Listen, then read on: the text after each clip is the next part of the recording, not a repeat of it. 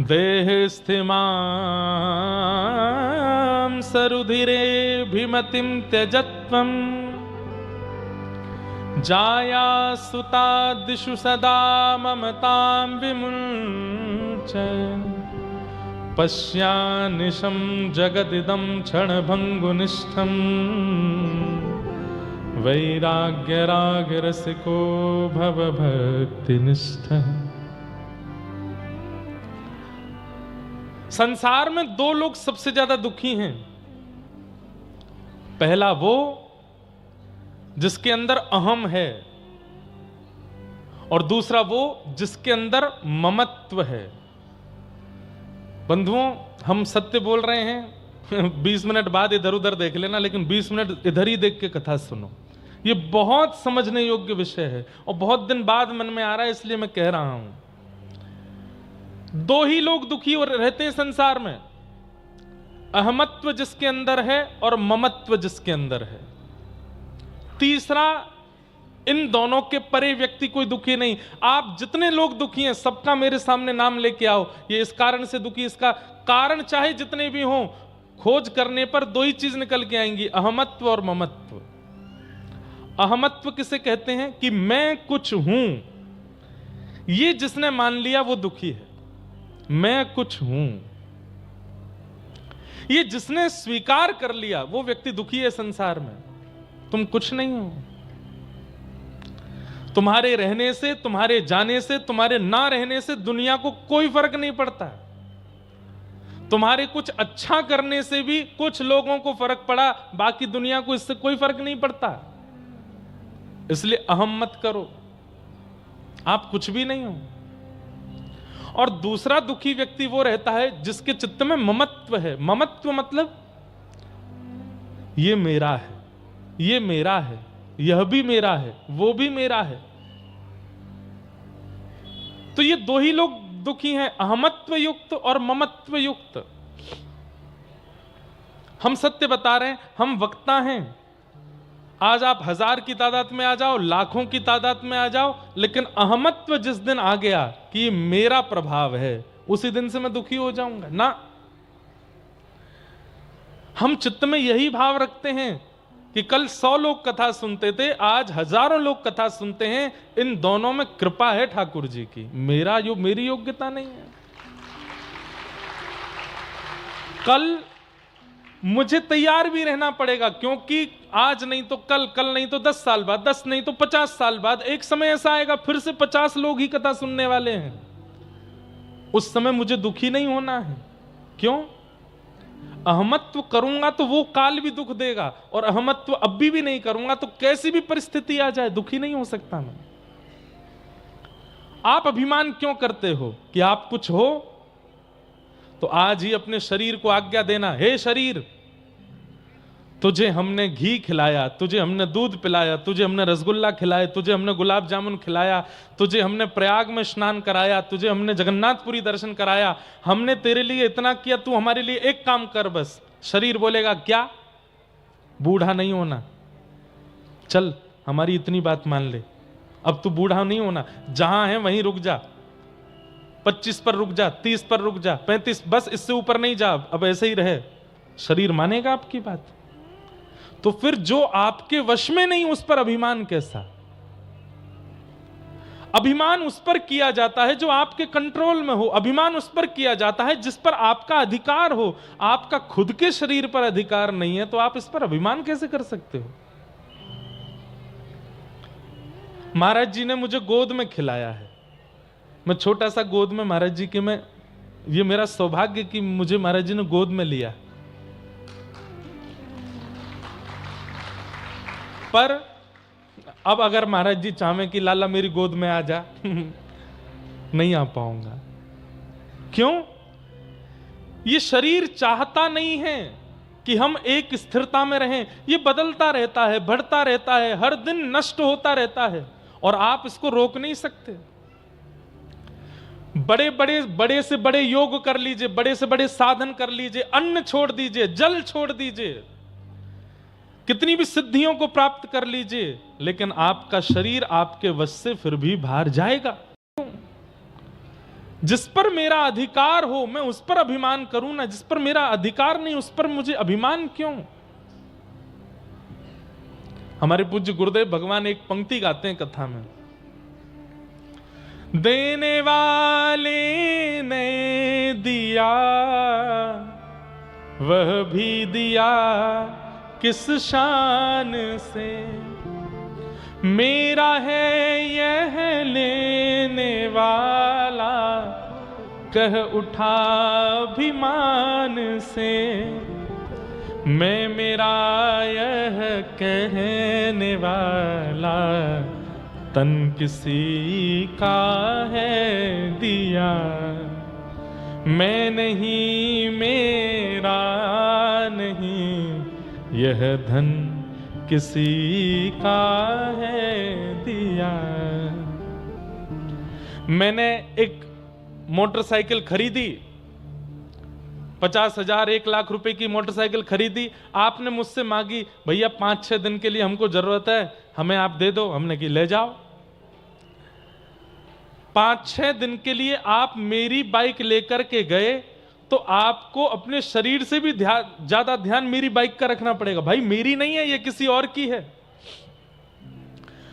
आप अपनी बाइक कितनी भी उड़ाओ लेकिन मेरी मोटरसाइकिल लेके गए हो तो ब्रेकर आती धीरे चलानी पड़ेगी, भाई किसी और की है, टूट ना जाए। अरे कहां तक कहीं गिरने भी लगोगे तो प्रयास करोगे मेरा पैर टूट जाए, इसकी बाइक को कुछ नहीं हो, मेरी नहीं है उसकी है। यह शरीर भी हमारा नहीं है। हमारा होता तो हमारे वश में रहता, हमारा होता तो हमारे अधिकार में रहता। यह शरीर हमें अपने कल्याण करने के लिए ठाकुर जी ने दिया कि जाओ चलो इस शरीर को लेकर के तुम अपना कल्याण कर लो। लेकिन हम इस पर अपना अधिकार मान बैठे हैं, जो मन चाहता है इसको खिला देते हैं, जहां मन चाहता है इसको ले जाते हैं, जहां मन चाहता है इसको लिटा देते हैं, जो मन करता है वो इसको पिला देते हैं। ठाकुर जी जब हमको देखते हैं तो ठाकुर जी को बड़ी पीड़ा होती है, बता मैंने दियो अपने कल्याण करने के लिए, मैंने इसको शरीर दिया, मतलब जैसे बाइक कोई दे रहा है और ये अपना मान के कितना अधिकार चला रहा है उसके ऊपर। ठाकुर जी को पीड़ा होती है। इसलिए इस पर बहुत अधिकार मत मानिए।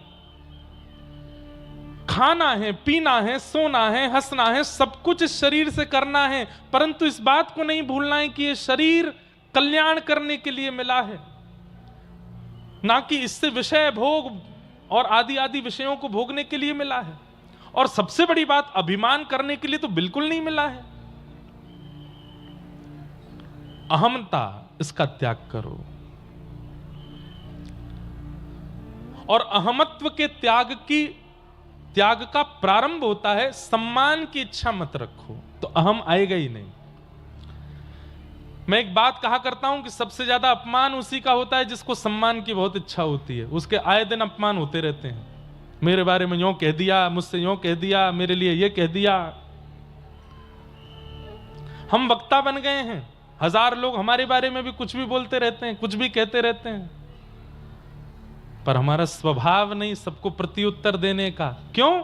सम्मान की इच्छा ही नहीं है। तो कोई अपमान कितना भी कर दे, कोई बोध होगा क्या?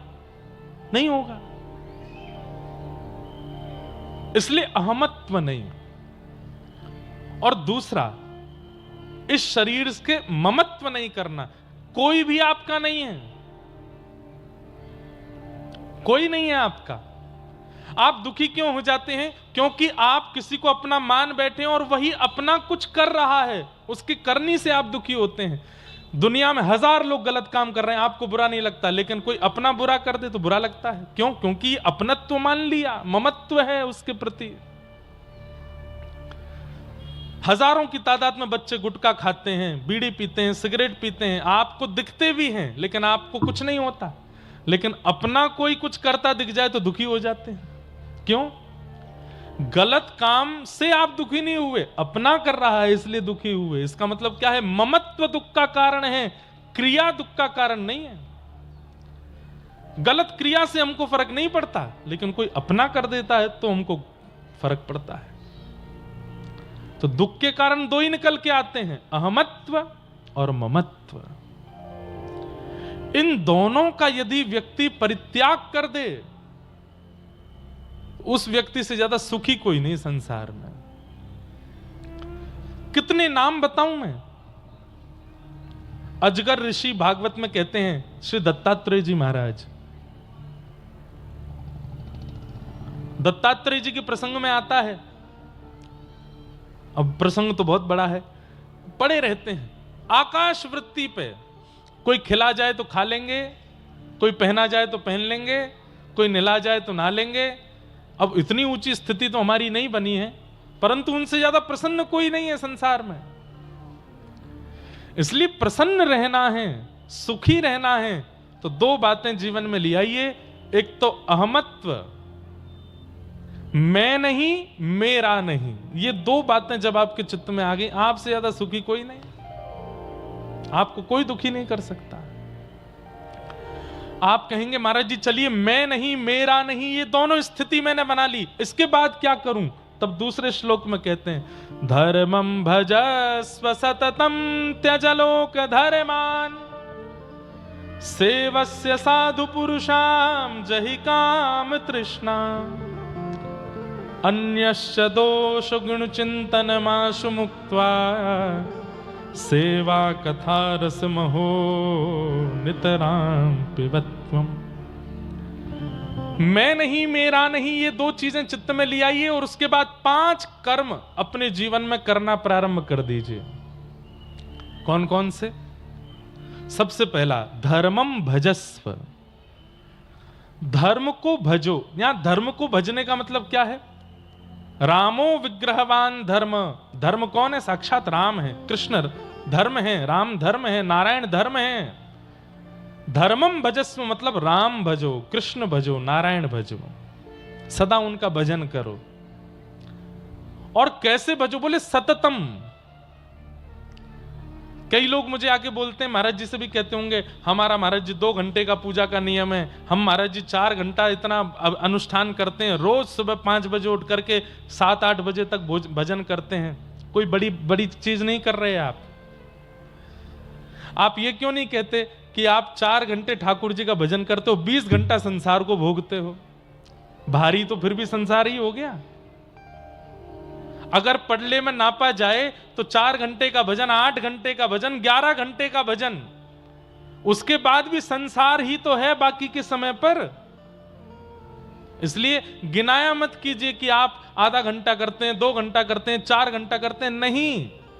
उससे पता चलता है कि 4 घंटे का भजन है, इसका मतलब बाकी के 20 घंटे तो संसार ही है। सततम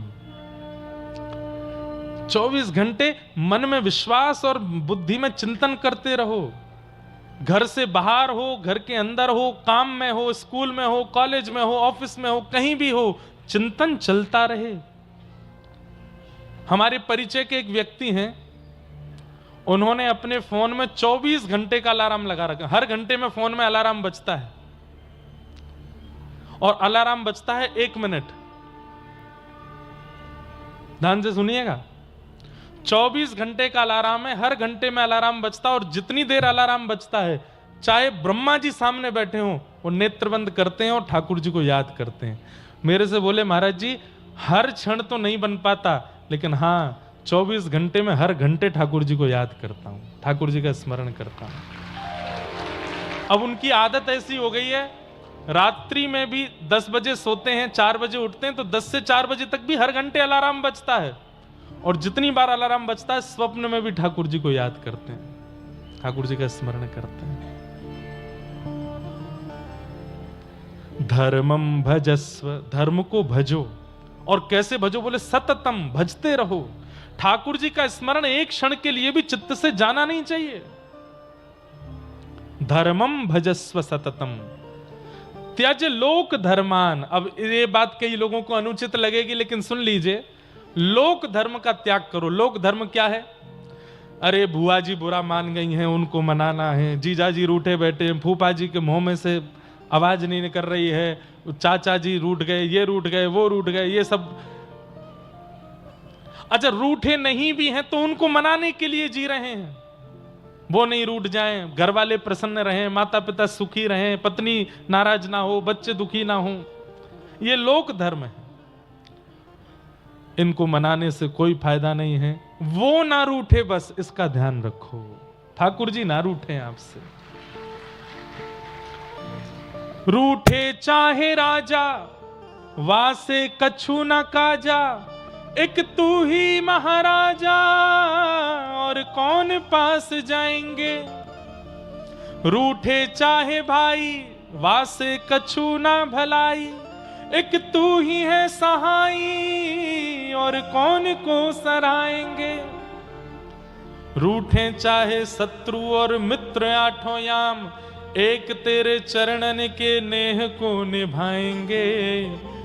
जग सारा झूठा, एक तू ही है अनूठा, रूठ जाए चाहे सारा जग, पर तू ना रूठा चाहे।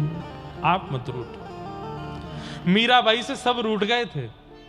पति रूठ गए, ससुर जी रूठ गए, सासू मां रूठ गई, ननद रूठ गई, मेवाड़ के लोग रूठ गए, मेड़ता के लोग रूठ गए, कई वैष्णव रूठ गए, कई संत रूठ गए, लेकिन ठाकुर जी नहीं रूठे। इसलिए मीराबाई आज तक जीवित हैं सबके चित्त में।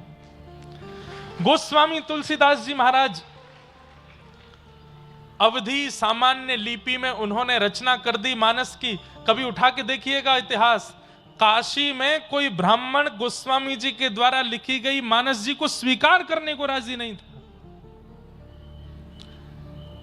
गोस्वामी जी बोले कि मैंने कितना अच्छा लिखा है, मैं ये पूछने नहीं आया हूं, बस मेरे ग्रंथ को एक बार देख लीजिए कि मैंने ठीक तो लिखा है ना।